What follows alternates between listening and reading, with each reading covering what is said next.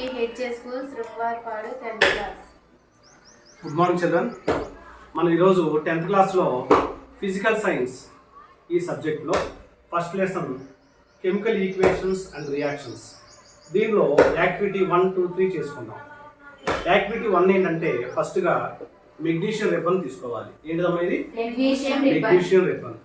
ఈ రిబ్బన్ని మనం శాండ్ పేపర్తో రబ్ చేయాలి. ఎందుకంటే ఇప్పటి వరకు కూడా ఇది మన సైన్స్ ల్యాబ్లో కాయిల్ రూపంలో ఉంది.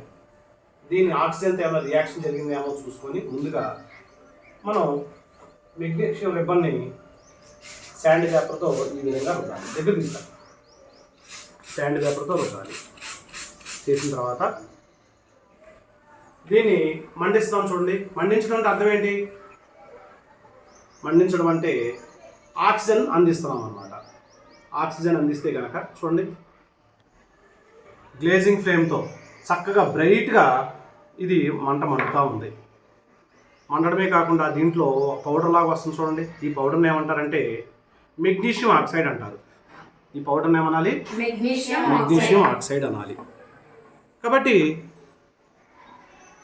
మెగ్నీషియం రిబ్బన్ కాస్త ఇట్లా పౌడర్గా వచ్చిందా లేదా అంటే దాని యొక్క స్టేట్ చేంజ్ అయిందా లేదా? కాబట్టి దీన్ని ఏమంటారంటే కెమికల్ రియాక్షన్ అంటారు. కెమికల్ రియాక్షన్ అంటారు. మన టెక్స్ట్ బుక్లో యాక్టివిటీ 1 ఇది ఇచ్చారనమాట. అంటే మెగ్నీషియం రిబ్బన్ని ఆక్సిజన్లో మండిస్తే కనుక మెగ్నీషియం ఆక్సైడ్ వచ్చింది. దాని యొక్క స్టేట్ మారింది, హీట్ కూడా జనరేట్ అయ్యింది. కాబట్టి ఇది ఒక కెమికల్ రియాక్షన్. నెక్స్ట్ అదేవిధంగా యాక్టివిటీ 2 చూద్దాం.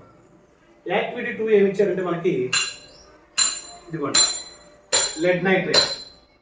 లెడ్ నైట్రేట్ ఏ కలర్లో ఉంది? వైట్ కలర్లో ఉంది. అదేవిధంగా ఇది పొటాషియం అయోడైడ్. పొటాషియం అయోడైడ్ ఏ కలర్లో ఉంది? వైట్ కలర్లో ఉంది. పట్టుకో. దీన్ని నేనేం చేస్తానంటే వాటర్ పోయడం వల్ల ఇదేమో పొటాషియం అయోడైడ్ సొల్యూషన్గా మారింది. వైట్ కలర్ పొటాషియం అయోడైడ్ సొల్యూషన్గా మారింది. ఇది లెడ్ నైట్రేట్ సొల్యూషన్గా మారింది. చూడండి, రెండు కూడా కలర్లెస్సే కదా. ఇది ఏ కలర్లో ఉంది? పొటాషియం అయోడైడ్ సొల్యూషన్ కలర్లెస్గా ఉంది. లెడ్ నైట్రేట్ సొల్యూషన్ కూడా కలర్లెస్గా ఉంది.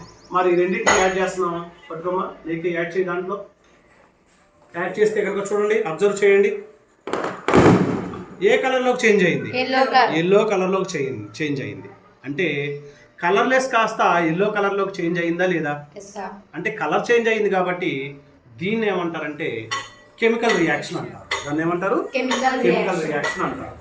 కాబట్టి యాక్టివిటీ 1 కానీ యాక్టివిటీ 2 కానీ రెండు కూడా కెమికల్ రియాక్షన్ సంబంధించింది. నెక్స్ట్ మన టెక్స్ట్ బుక్లో యాక్టివిటీ 3 ఇచ్చారు. అది ఏంటంటే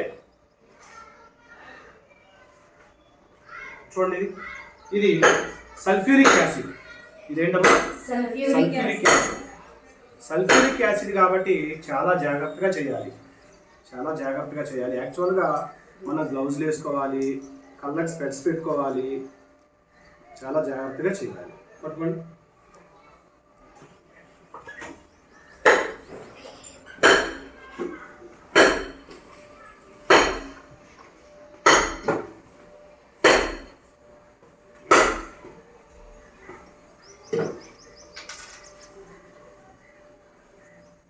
చూడండి, సల్ఫ్యూరిక్ యాసిడ్ని టెస్ట్ ట్యూబ్లో 4 డ్రాప్స్ వేస్తాం. చూడండి, డ్రాప్స్ వేసాను.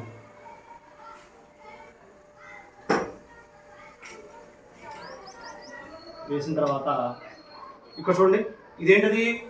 Zinc granules. ఏంటది? Zinc granules. దగ్గర తీసారు.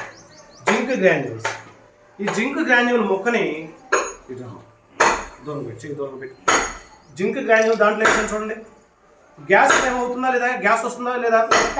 ఈ గ్యాస్ ఏంటో టెస్ట్ చేద్దాం.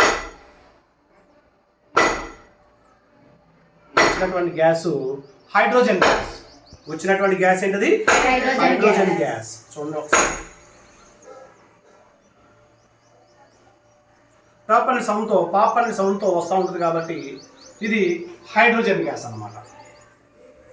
అంటే గ్యాస్ ఎవాల్వ్ అయిందా లేదా?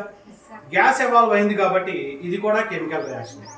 అంటే దీని అర్థం ఏంటంటే యాక్టివిటీ 1, యాక్టివిటీ 2, యాక్టివిటీ 3 ఏం చూపిస్తుందంటే కెమికల్ రియాక్షన్ గురించి మనకు చెప్తా ఉన్నారన్నమాట.